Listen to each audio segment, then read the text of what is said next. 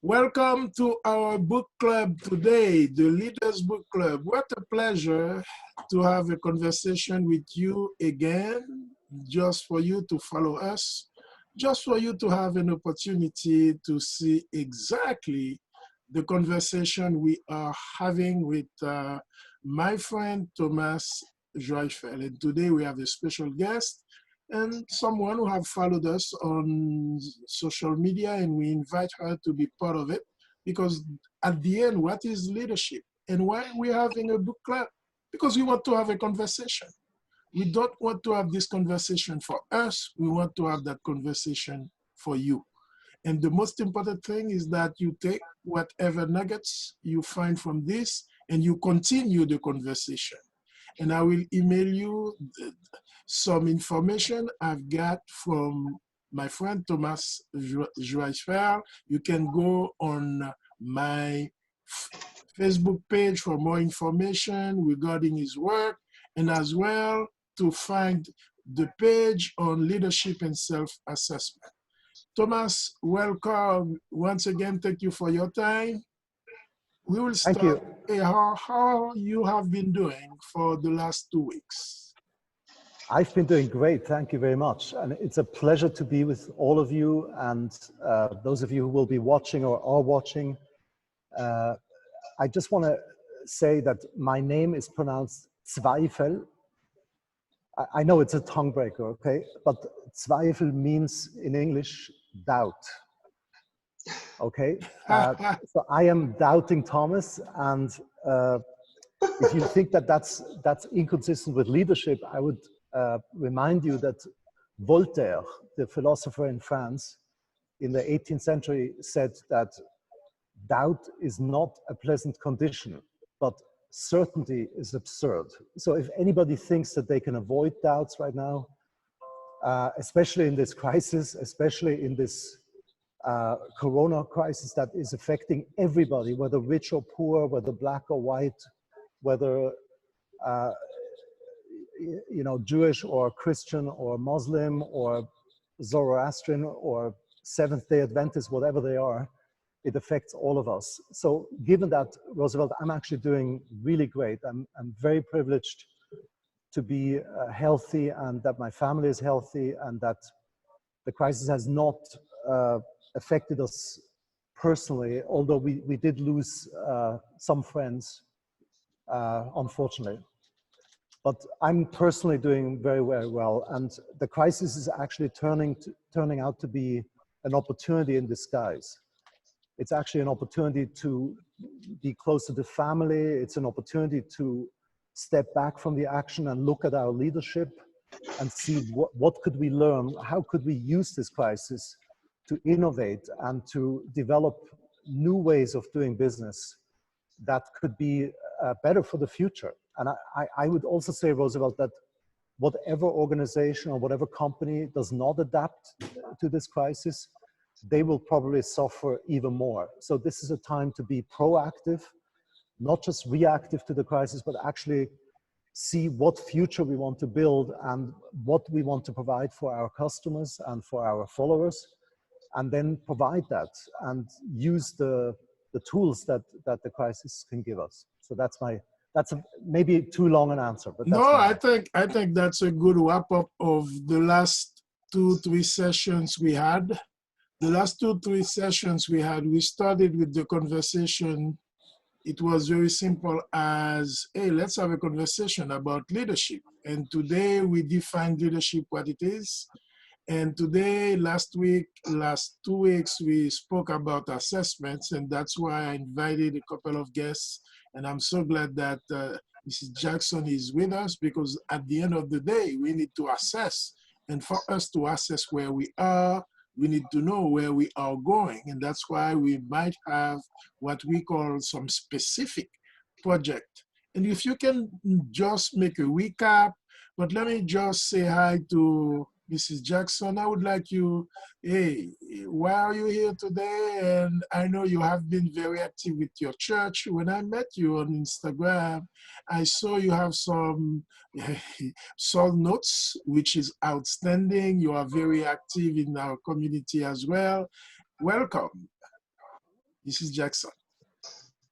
Welcome. Hello, everyone. Thank you. Thank you for having me, Roosevelt. Thank you, Thomas, for this great introduction. It's a pleasure. That is fascinating, your name. And I do agree with what you're saying, is that certainly everyone is moving, taking step with doubts, but in all things, you know, we have to overcome doubt and take the leap of faith. So, Yes. we're still walking into the unknown after post-corona or post-corona living. We all have doubt, but then again, like you said, we have to set up certain blocks and be proactive into what we can do and how to better adjust our life to continue progress. And I thank Roosevelt for inviting me here. I listened to his— this is my pleasure. As a matter of fact, you invite yourself, because at the end of the day, that's what it is. We call lots of people to participate, and you express not only interest, but now you put the commitment. That reminds me the story of the pig and the chicken about breakfast. You know, the chicken said, oh, I lay the eggs, and then finally they can make, but the pig said, yes, I am the bacon. I put all myself in it. And today, here you are. Thomas, let's go back exactly. What did we say about leadership? Why we need to make a self-assessment about ourselves? Why? Yeah, and Mrs. Jackson said it very well, that yes, we need to doubt, but we also then need to overcome the doubt. And what comes to mind is something that the composer Arnold Schoenberg said once, that courage is not the absence of fear. Courage is to have fear. So you have fear, you might have doubts, you might have trepidations, but then to actually go despite the fear or with the fear, right? And so I think that's what leadership is. Leadership is to have doubts. If you're not doubting, then you will not innovate, you will not learn new things, right? So you have to doubt, and then you go with that doubt, you go full out into the action. And I'm now not sure, are you asking me about the self-assessment, Roosevelt, Yes. or what was the question? First of all, let me, and I will share, if you want to have it, let me know. Whoever is listening to this, I'm putting exactly the flyer that you, Thomas, you sent us, leadership, self-assessment, and development, the global leader pyramid. So that means at the base of the pyramid, we start with our self-knowledge. Why don't I let you explain this, because you have done it yourself, Thomas. This is your work. Yeah, perfect. By the way, this is also in the book, the famous book, Leadership in 100 Days, right? So on day 4 is the self-assessment, okay? So this is the same, basically the same self-assessment that Roosevelt just showed on the screen. And the basic idea is that, and you might say that's actually consistent with doubting, right? So you're basically examining yourself. The first level of the pyramid is self-awareness, right? So you need to actually look at yourself and see, what are my strengths, what are my weaknesses, and not just be overconfident and say, yeah, I got it and it's all great, but actually step back and assess yourself along these 5 levels of the pyramid. Thank you, Roosevelt, that's perfect. So the first level is self-knowledge, right? So you could also call it self-leadership. So before you lead somebody else, before you charge up the hill, you need to actually look at yourself and see, do I know myself? Am I able to lead myself? For example, am I able to regulate my emotions? Or do my emotions just get the better of me and I have temper tantrums?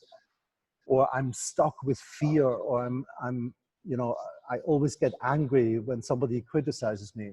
And you know what, this is a good question I would like to ask Ms. Jackson, because at the end of the day, that's why we are here. Do you know yourself? Tell us about you. When was the last time you had fear? I I feel sometimes I think I'm in a point where I'm having fear and a bit of doubt even now. Just like, like we talked about, we're transitioning into new things and taking into repositioning the things that I'm doing with my business and my children, thinking about whether or not I'm going to keep them full-time homeschool. So there's some fear there.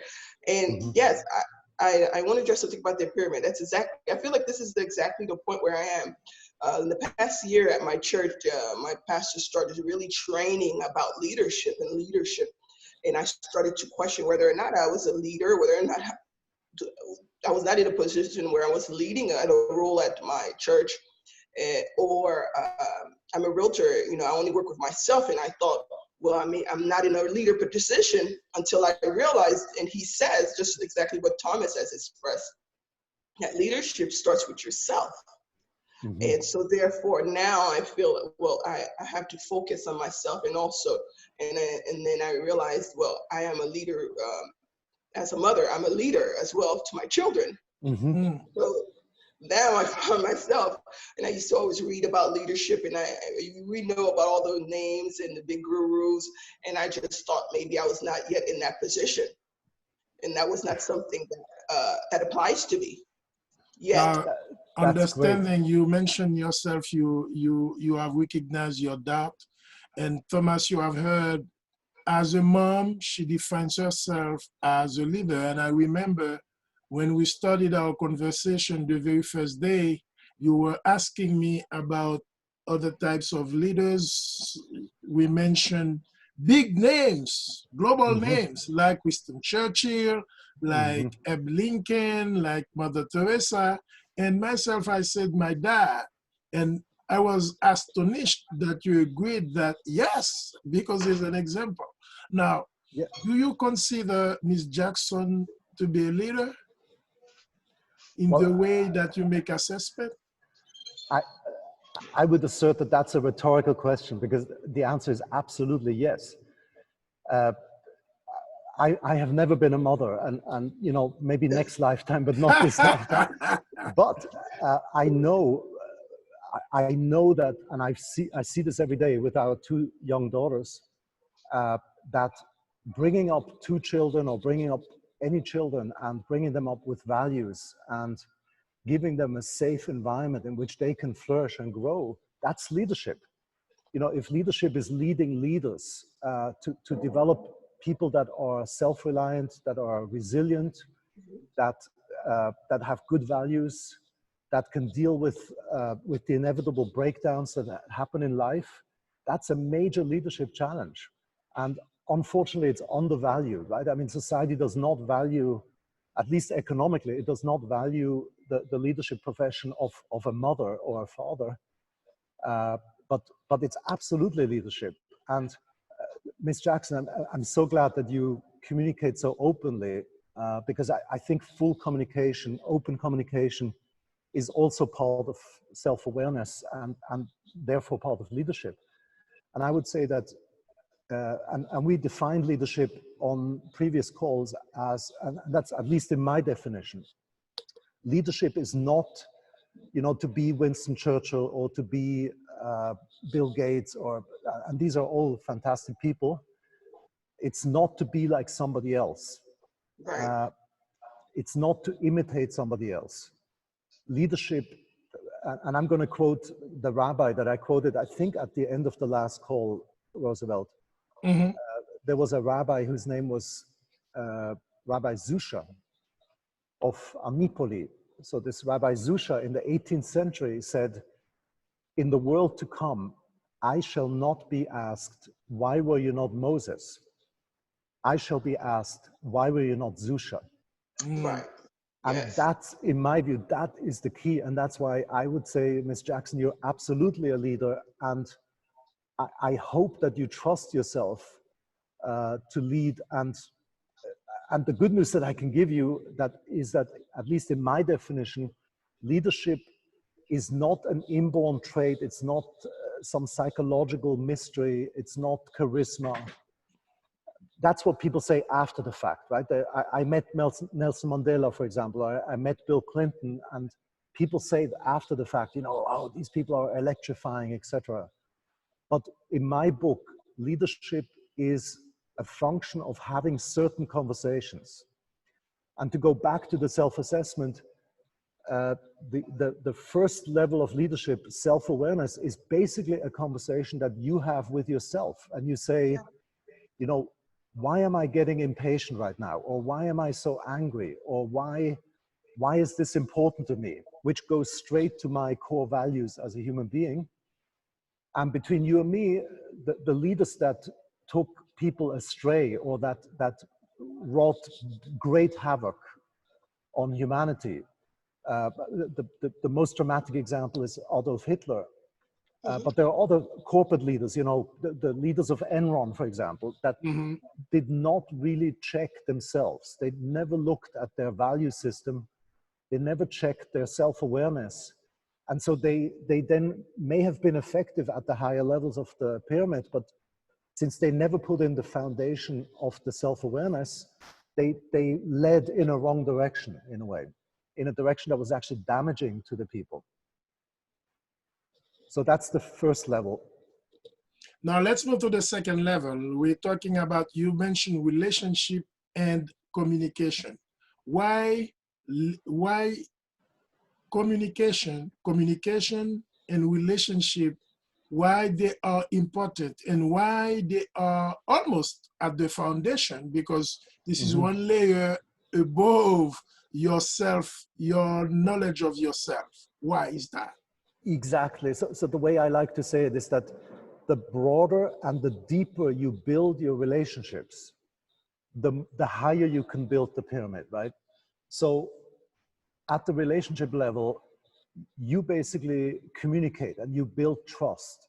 You build shared interests. You build shared values. Now that you're clear about your values, you can look at somebody else. For example, in your church, in your organization, in your business, no matter where you work or where you live, and you can see, are the relationships that I have solid enough? Do I need to build additional relationships? Am I able to build trust? Am I able to build shared values, shared interests? I need to look up some of these things. So you're talking about we need to cultivate and also go deeper in our relationships. And I would like to ask Ms. Jackson, how do you develop your relationships with others? So let's start. If you want to be a leader in your family, by example, so there should be better relationship within the family. And how do you cultivate that relationship, and how do you communicate your ability to influence those you want to lead? Yeah, certainly.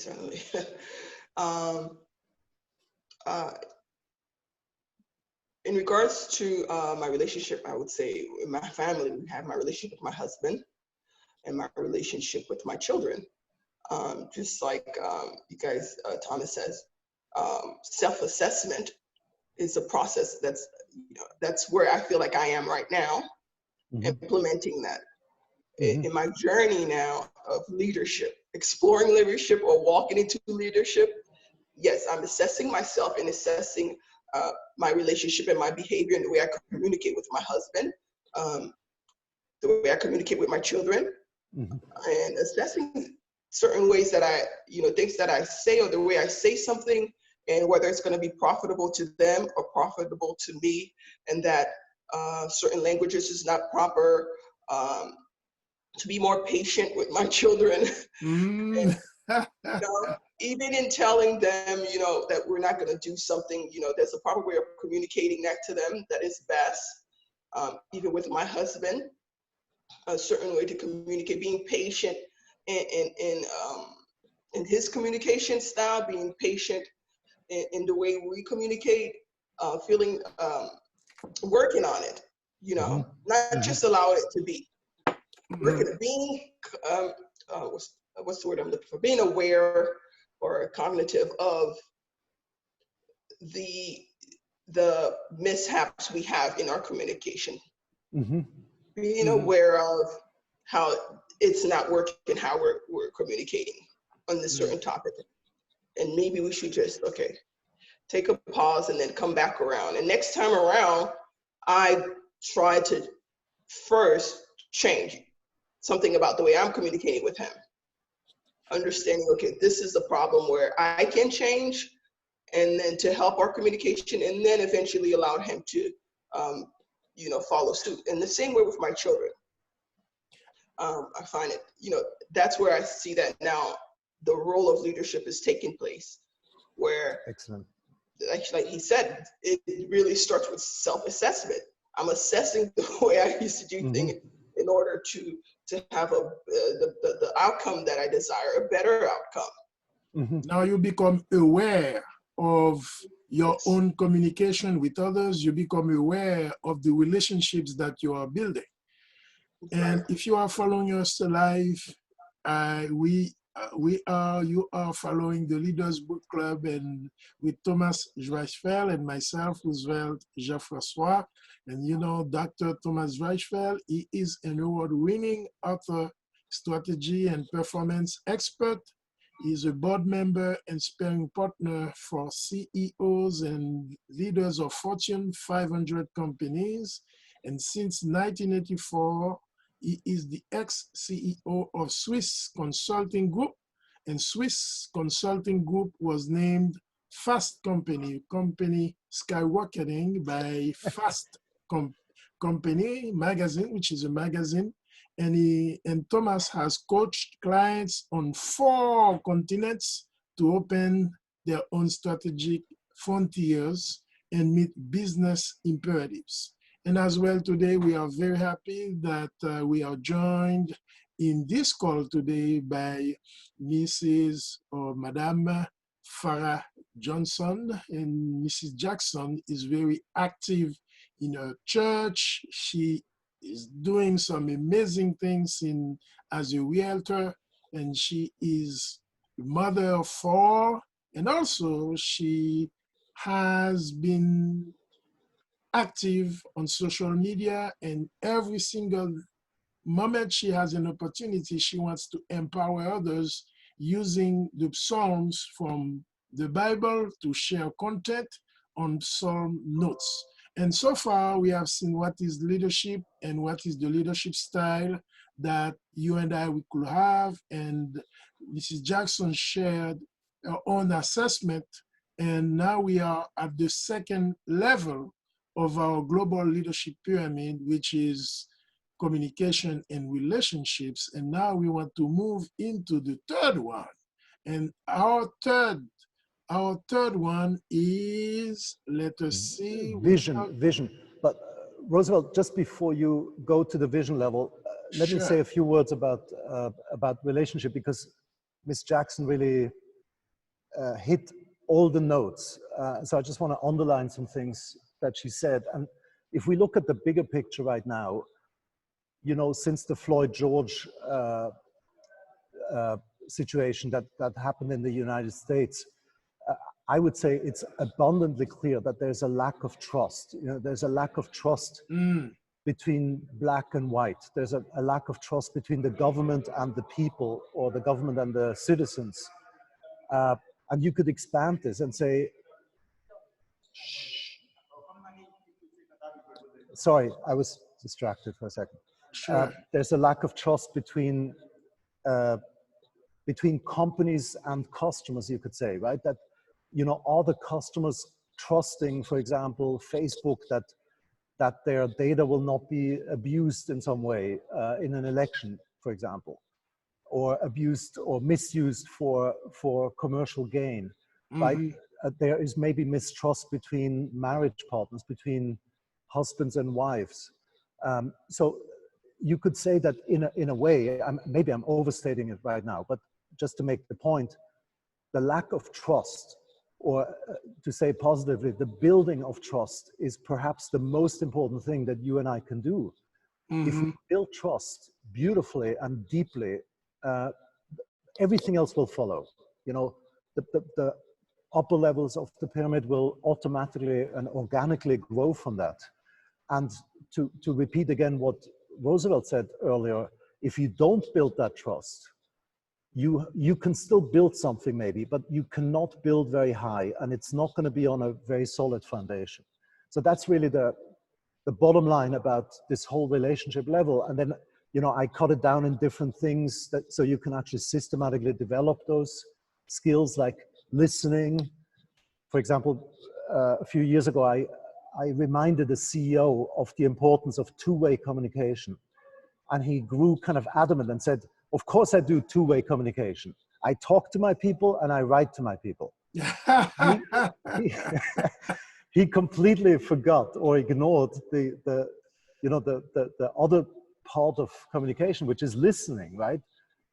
And the book actually gives levels of listening. You know, it's not just listening like a light switch and turning it on or off, but you actually go all the way from ignoring to controlling to projecting, pretending to listen, then to actually respecting and then empathizing, where you listen for the intention, and then generating, and then mastery, which is what Martin Luther King did, basically to listen for the listening. You know, as I'm speaking to you, I'm trying to listen, what is the listening that I'm speaking into, so that I'm not just broadcasting my stuff, but I'm actually listening to the listening as I'm speaking. And by the way, Miss Jackson, as Roosevelt knows, my bio sounds amazing, but you know, I'm going from failure to failure. So that's what Churchill said as well, right? Success is going from failure to failure without loss of enthusiasm. So I definitely do that in my life. Thank you. That gives me hope. I think I think by failing is when you learn. So failure for me is not something negative. It's a building block of success. It's a necessary building block of innovation. That's I very like the good. way it is, because there is someone asking the title of the book. The book is Leadership in 100 Days, Leadership in 100 Days.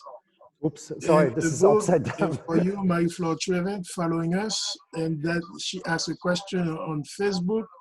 And the question is exactly the title of the book. And we have been studying this book because at the end of the day, what we want to do is to do something together. It's not about telling you exactly what is in the book, because we want you to discover. We follow the structure, but at the end, we want you to have your own assessment. We want you to become you. Now, we talk about assessment. We talked about leadership based on trust with communication to build the right, or an environment. When we talk relationships, sometimes we have conflict. That does not mean that we need to sing kumbaya all the time. even in the best family, we also have our human nature. Yes. We also have our own shortcomings. And as a leader, we need to have emotional intelligence the very same way that Daniel Goleman has talked about emotional intelligence. But I need, as a leader, understand that whenever words get out of my mouth, it has a consequence. And if this is because I'm angry, I do not control my temper, but I know if I want to influence, I need to have control of myself, and that's what you call trust and so forth, Thomas. Am I clear on the way I? That's brilliant. Now you said so many brilliant things that I have to answer again before we go to the vision level. One of the things that Roosevelt just said, which is absolutely important, is that the words that come out of our mouths actually create reality. And I just read literally yesterday that brain researchers were looking at a word. It's a kind of an ugly word. It's called vomit, right? If I say or read the word vomit, they saw that in the brain, a certain disgust gets activated in the brain. This is just by seeing a word, right? So the Hebrew word for word also means, it's called davar, right? So the Hebrew word for word means also word and thing. So basically, whatever I say becomes a thing. And you know, if you're looking at the religious dimension, God created the world through certain sentences, right? There shall be light, there shall be animals, there shall be human beings, and we're created in God's image. So we actually have the capacity to create reality through our language. And that is by speaking a mouth and by listening. And God did not create us as angels. You know, if we were perfect, we would be angels. But he created human beings. So human beings are fallible. Human beings have weaknesses and strengths. And it's our job to bring the secular, you know, the earth, the world to the divine. That's our job as life, as human beings. And so I think, you know, if we're not complete, if we're not perfect yet, that's in a way perfect, because our job is to close that gap between the divine and the human in a way, and to rise up. And we're not perfect yet, obviously. So, sorry, Roosevelt, I know you want me to go to vision, but I wanted to just put that in. The next step, Thomas, is vision. Yes. Could you bring up the self-assessment again? Yes. Let's move with the third level in the pyramid right here. Exactly. So now that you've created your self-knowledge and you've created the relationship and the trust and the full communication, now you're going to the vision level where you actually create a future with people. And again, whether that's for your church or for your family or for your company or for your government agency or for the United Nations, it doesn't matter. Whatever future you want to create. And the important thing is, can you create it with other people instead of just imposing it on other people, or instead of just, you know, taking it from somebody else? For example, I had a client a few years ago and I asked him, what's your vision for the next year or 5 years? And he said, my boss wants me to double revenue. And I said, that's not a vision. Number one, it's imposed upon you. And number two, it's, you know, it's a demand placed on you. I want to know, what's your vision, right? What do you want? Or more precisely, what does life want from you? And so along this dimension of vision, you basically would look at your capacity to create vision with other people, your capacity to bring vision back when it gets lost, because it gets lost a lot, right? Ms. Jackson, you mentioned fear. Fear, in a way, is the opposite of vision, right? You're basically caught in the past and like, what could go wrong? And again, there's nothing wrong with being fearful, but vision is really not to extend the past. It's basically to go from the future to the future. So how can you create an environment in which people are inspired, in which people see the bigger picture?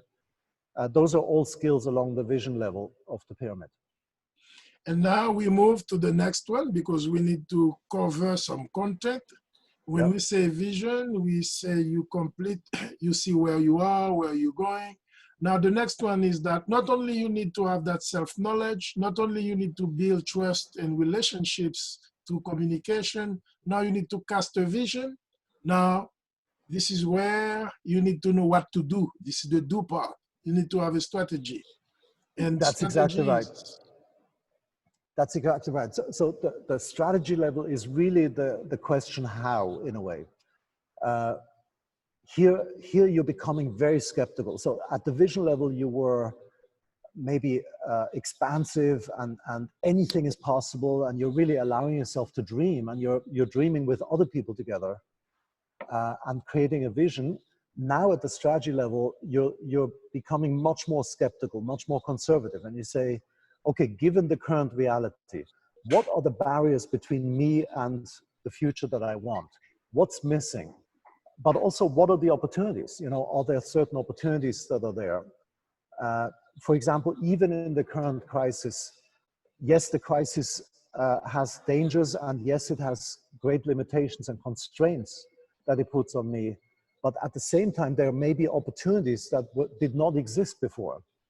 For example, in my life, I created a whole e-learning product during the crisis because I saw I could not give my keynotes, I could not meet with my clients, right? I had to do it all by Zoom. So I made a business out of that. So you're, at the level of strategy, it's really the question of your strategic thinking, your ability to identify what's missing, your ability to identify blockages or opportunities. Those are some of the strategy skills, and maybe also the ability to prioritize, the ability to, you know, to say no, to say no to certain demands and say, no, that's not my job. My job is this. My And one priority thing you this next week mentioned, is this. Thomas, in this moment, you had an opportunity to see hidden opportunities. You have, by example, what we have done now, this is a synergy. I was thinking about the book club and leadership, and you were producing book, and then we found that is synergy, and now we are co-creating some content, and now we have Mrs. Jackson. How Mrs. Jackson, how important it is for you to be part of a conversation where you yourself, you are adding to the content that we are providing right now. Unmute yourself. Yeah, this has been extraordinary. All the great points that you're making and Thomas is making, I find myself, I'm living the pyramid right now. I am really living this pyramid right now. I am in the point where I am in the assessment phase and building relationship right now. And it's wonderful. And setting up my vision, you know, like I said before, now I think everybody has to really sit down and look at their vision for a different future, just as Thomas had to adjust, and just as this book club right now is being online and it's being cast in several other places. So the vision is multifaceted right now. I think back then we used to have this one ideal of a vision of a thing or establishing something that seems to be very traditional.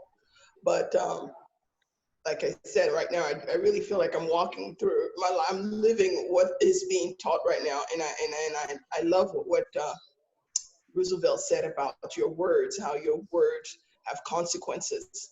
And that's what I'm working on in my communication, in the communication right now with my children, in the relationship I'm trying to establish with my children, about my words, and being careful with that. And I'm learning. No, we are all learning together. And that's what one thing that Thomas said at the beginning is that, hey, a leader, you are never arrived. We are always in constant learning. And in your global leadership pyramid flyer, Thomas, you mentioned, and I am sharing right here with our audience, that you need to take advantage and to be powerful in face of breakdowns. Something puts you down, but you go down with power, because you can turn your breakdowns into a breakthroughs. What do you mean by this, Thomas? Yeah, exactly. And this is perhaps the most powerful tool that I know, and that's in the book, is, you know, that to me is the difference between a leader and everybody else. A leader is not somebody who's perfect. A leader is somebody who takes a breakdown, and I define a breakdown as anything that goes against your intention, right? So you have a certain commitment. It could be a small commitment, like I want to be here for the call at 4 p.m. Zurich time for the Zoom call with Roosevelt and Miss Jackson. And you know, something breaks down, like the bus doesn't go and I'm running late, right? So it could be a small breakdown like this, or it could be a large breakdown, like a company called 3M creates a glue. They want to build a super glue, right? And the glue doesn't quite stick, right? So they throw it away. They go, oh, you know, it's a bad molecule, it's a bad compound, so we're gonna go back to the lab and create a better glue. But somebody, and it was actually somebody on the way to the church choir on a Sunday, and the wind comes up and blows away all his pages with the notes, with the musical notes. And in that moment, he had this eureka insight and said, ha, what if this glue that doesn't quite stick, what if I could use that to mark the pages of my musical notes? And he went back to the company, it's 3M. He goes to the 3M management and he wants to patent this glue that doesn't quite stick. And they don't get it. They go like, that's not useful. Why should we patent this thing, right? So it takes them 3 years. After 3 years of lobbying, the company finally patents this glue that doesn't stick. It became Post-it. It became the little yellow stickies that are now the most ubiquitous office product that you could imagine. 3M made so much money from this thing. And so that's my example. Now you take a breakdown. Mm. You take a breakdown, you take something that looks like a failure. It looks like you really screwed up, okay? Excuse my language.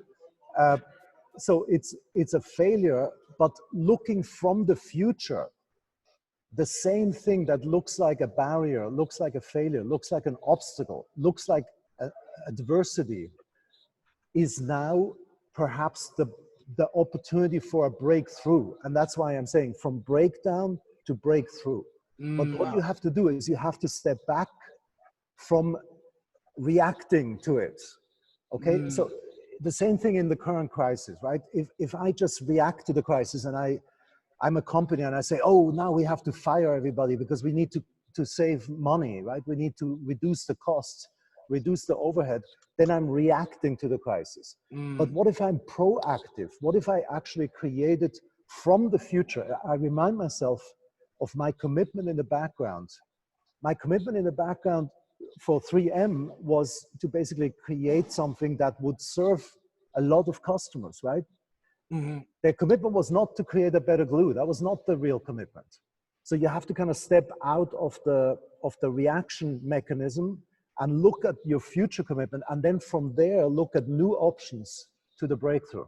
In other terms, it is always the responsibility of the leader to always cast the vision and to see more in whatever breaks. So even if there is a breakdown, there is no permanent breakdown. The breakdown can be temporary, but my mindset is permanent. My mindset is always, how can I get the good out of you screwed it up? But there is an opportunity, excuse my language as well. So that means out of your mess, can I make it a message? Out of this, can I find a testimony? Can I find something? Exactly. And that's what our leaders, and that's why there is no such thing. There is no final bad situation. There is only infinite opportunity in that situation that I am, based on the self-assessment that I did. I know myself. I know that I can prevail based on the communication I have with my tribe, with my followers, and the trust and the relationships that I have been building prior to this breakdown, and the vision that I cast. I see tomorrow bigger than today. I see more opportunities out of whatever situation. Then now, when something happens, I know that I will find the best out of this thing that happens now. Is that so, Thomas? That's exactly right. And, you know, it reminds me of Winston Churchill. He said once, and I'm sure you know this, he said there are two types of people, right? There are the people who see difficulty in every opportunity, and then there's the people who see opportunity in every difficulty. And, you know, leadership to me is to be the second type of person.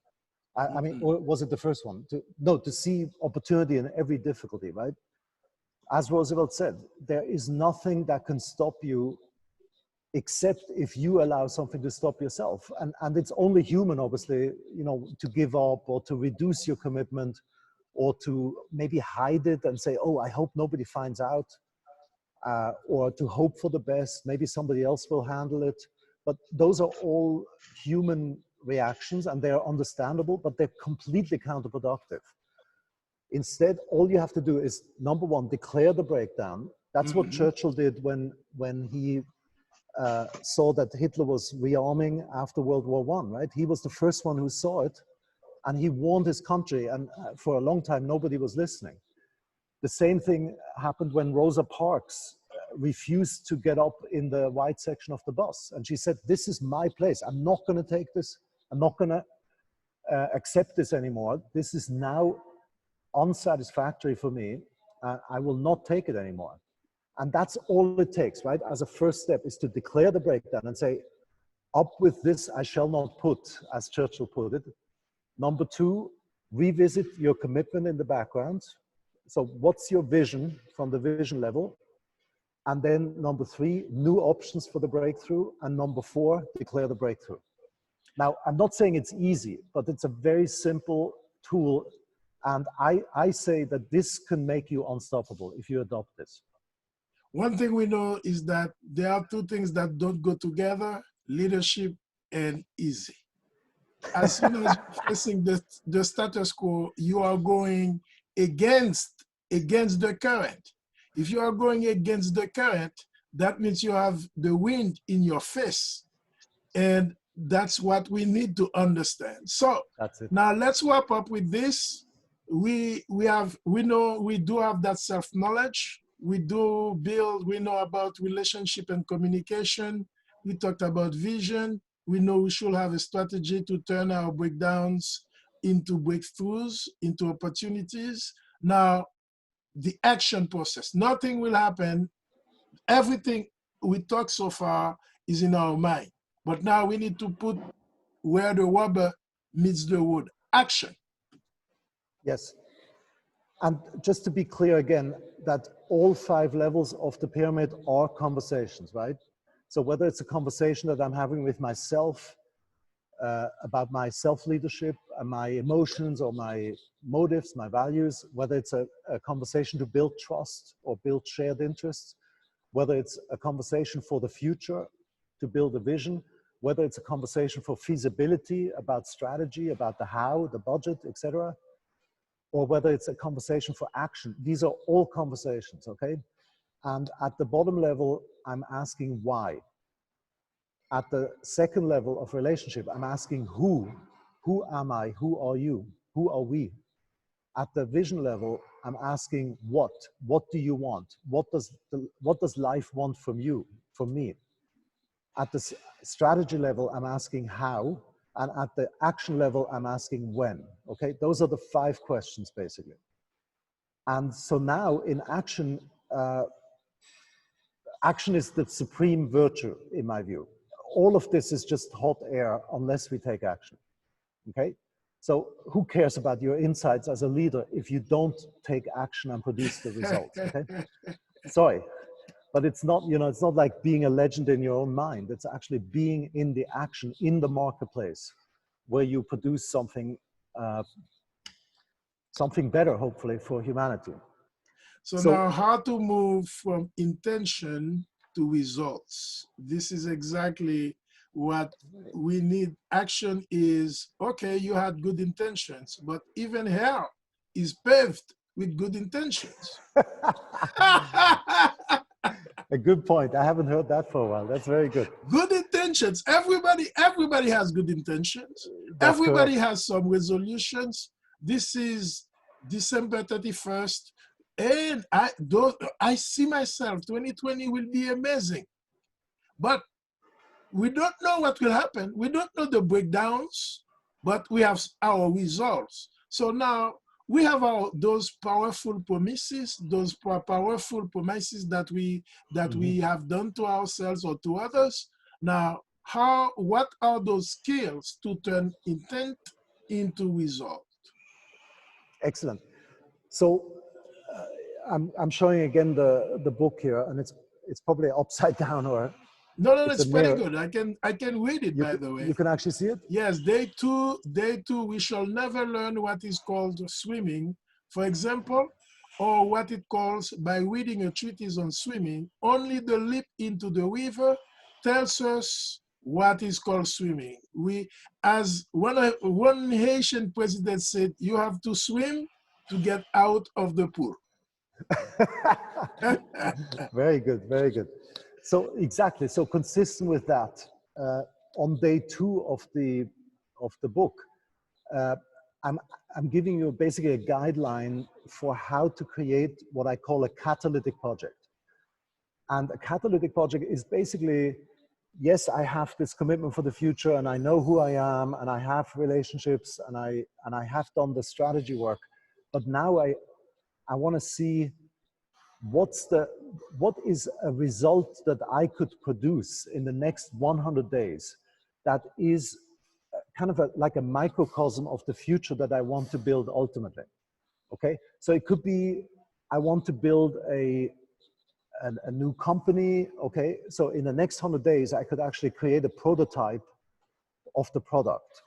Or one of my students actually at Columbia University, he was in the leadership class, I think in 2005, and 10 years later he calls me and says, Professor ZWEIFEL, do you remember when I was in your class and I had this catalytic project?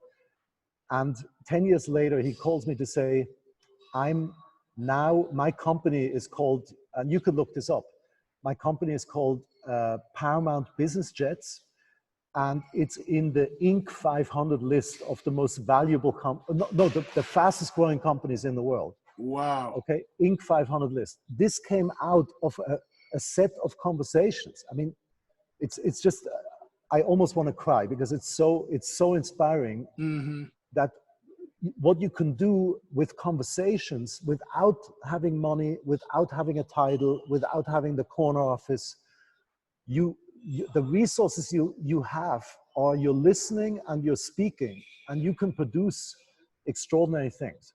So the basic idea of the Catalytic Project is you take a microcosm of the future that you ultimately want to create, right? So it could be that you want to persuade the senior management of a change that you want to make in the company. But ultimately, maybe your vision is to become CEO of the company, right? But for that, you need to create a change so that they see you as a valuable leader. Or you want to produce a breakthrough in sales, or you want to build a new company, or you want to build a new NGO, non-governmental organization, and make a difference in Africa. Or you want to create a new restaurant. Somebody opened a restaurant, a Brazilian restaurant in Harlem, in New York, okay, during the 100 days. Somebody else actually wanted to persuade the governments of Israel and Palestinian Authority to hold the next Olympic Games in Jerusalem. I don't think that happened yet, okay? but that's the rabbi and the CEO. Yeah, that's still left to the future. But the key is, in the next 100 days, what could be a goal that you could actually achieve in the 100 days, and that would show you in a microcosm that it is indeed possible to achieve your vision for the future, okay? And then it goes, it's a whole questionnaire, right? So basically, what 5-year vision is this project designed to validate or to prove? It's kind of like a pilot or a proof of concept or proof of principle. What's the current breakdown? What's the current barrier that this project is supposed to transcend or address? Who's my target audience? What are my 100-day goals? Measurable and understandable and clear, a clear added value. Who are the team members? What's the background support that I need to make this happen? What are the milestones looking back from the 100 days, after 90 days, after 80 days, after 70 days, etc., back to the present, right? What requests do I have of other people, and by when? What do I need from other people? And then finally, the most important question, what could go wrong? So what could derail the project? Maybe I don't have enough time, or maybe I easily get discouraged, or maybe I need a certain amount of money and I might not get the money. So you basically look at what could go wrong, and then look at what success factors you're going to put in place to make sure that it doesn't go wrong. And these 100-day projects, I'm a big believer in it, as you can tell. I believe, as Roosevelt does, you know, you don't build the future in the future, you build it now. You take action now. So in the next 100 days, you know, produce something, even on a small scale, and it will give you so much encouragement and motivation and inspiration to then see, wow, I could actually do this. I could change my life, or I could build this company that I wanted to build for so long. And Roosevelt, I think if my students say one thing about the leadership course that they've been in which they obviously use this leadership in 100 days and Catalytic Project, they say that the basic lesson is fulfill yourself now. Don't wait for later. You know, it will never be different. It's not like, you know, once I'm retired, I can do finally the things I really want to do. No, find a way to do it now. And I know, Ms. Jackson, I know you have tremendous challenges. I mean, you're managing a family, you're managing a marriage, you're managing the church, you're managing the real estate business. So there's a lot that you have on your plate. But I find that you can actually create, even if it's 1 hour a day, you can create the future that you want to build. And maybe it's even that you want to produce a breakthrough with the real estate, you know, to produce one breakthrough in that field, which will then create so much money that you can then alter the other fields of your life and make a bigger difference with the church and the family. This is so amazing. And that's the background of why I'm calling it the Catalytic Project, because it catalyzes the future that you ultimately want. This is so amazing that we need to take some specific time for those catalytic projects. And if you don't mind, I will call on behalf of my followers, listeners, of people from my tribe, and as well as with Mrs. Jackson as well. Why don't we have the next session specifically now on those projects? So because talk is cheap and it takes money it takes commitment, I will mean, besides money, to make something happen. Now, to wrap up this, Ms. Jackson, you have been with us for the last 15 minutes. Did you learn something? And what is your feedback on this Leaders Book Club? Tell us in a few words your appreciation. I am empowered. I am empowered. I've learned so many things. Thank you so much. Thank you for inviting me.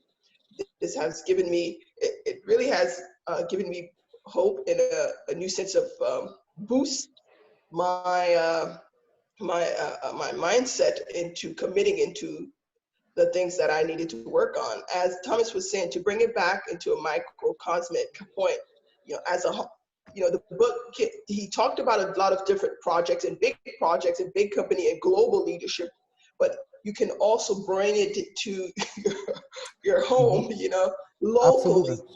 You know, that's where I see myself, you know, how it applies to me here, that it can also apply to a mother. You know, my Catalyst project would be something as simple as, I really would love to be able to wake up at 5 a.m. And I believe that is the Catalyst project that will turn my life around, because I would be able to accomplish more things, have a clearer morning, put things in paper, to plan out my day much more fluently, just by waking up earlier. And I've been fighting with that the past couple of years. And that could be the Catalyst project for me as a mother. We'll be working on it. Thank you for your participation. Thomas, we have 1 more minute. And let's take the commitment with you for the next 2 weeks. We will be live again, and we will be having that Leaders Book Club. At the end of the day, it's not about the books you read. This is about the actions that you take. Thomas, your last word in 30 seconds. Well, I just want to say to Ms. Jackson that your endeavor to wake up at 5 a.m., that's inspiring. I can tell that would make, it's a small change in a way, but it would make a space for all the bigger changes that you want to make. And so the only